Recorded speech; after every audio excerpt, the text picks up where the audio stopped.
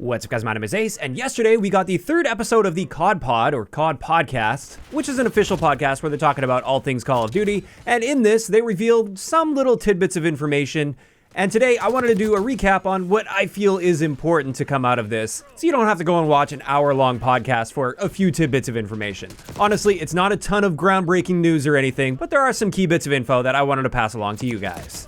And the first thing is a massive surprise. This time around, in a Black Ops game, we're going to be seeing Nuketown. I know, absolutely mind-blowing stuff. Nobody saw this one coming. This is something that has been teased multiple times, and it's fully expected at this point. Nuketown is a staple of the Black Ops franchise. And while it isn't coming at launch with the game, since every map that is coming at launch with the game is going to be a brand new original map, it will be coming very shortly after launch on November 1st. Additionally, on the topic of Nuketown, something that many people speculated with the Warhead map in the game is that it was the destroyed version of Nuketown, and it turns out it's not exactly the case. Technically, it's a slightly different area just outside of Nuketown, with similar structures in place that was destroyed after a nuke has gone off. You can actually see Nuketown in the background of that. Not that that really makes a difference, since it was obvious that the layout is clearly not Nuketown directly. It is a new layout that looks to be very noticeably smaller than Nuketown.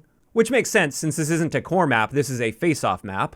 Next up for Black Ops 6 multiplayer, they did confirm that Infected will be coming very shortly after launch. It's not going to be there right at launch, but they mentioned it will be coming within the Halloween window. So that has to be within the first week or so of the game launching, and I think that's great to see. It's kind of frustrating that a lot of those party modes, we typically have to wait like months for them to come down the road, and at least Infected is going to be there very shortly after launch, and hopefully they don't take it away. Hopefully it is going to be a permanent thing. I would like to see them stick to that a bit more this year, is more permanent party modes that don't go away. And on that topic of party modes, they did mention there will be more party modes coming post-launch, as expected, including a fan favorite for Season 1, but that was all they really teased for us. They didn't mention what this was going to be, and honestly, a lot of the party modes could be considered fan favorites, like this could be Prop Hunt, or One in the Chamber, or Gun Game.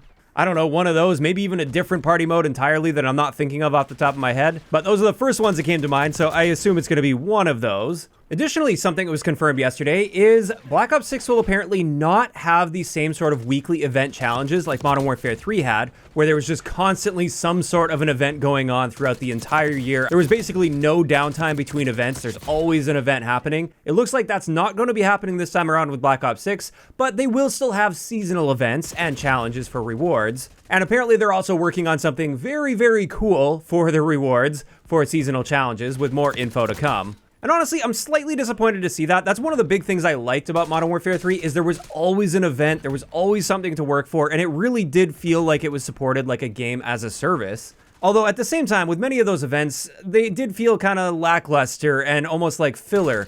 Like many of them didn't even have unique challenges or anything. You just had to earn XP to unlock rewards throughout the event. And that's not really engaging. I didn't really notice when those events were going on because you don't really have to change how you approach the game in any way. You just play. So as long as this means that they're going for quality over quantity when it comes to these events, and we get really solid engaging events for those seasonal events that are coming, then I'm totally on board with this. And I am very curious to see what kind of rewards we end up seeing coming out of this.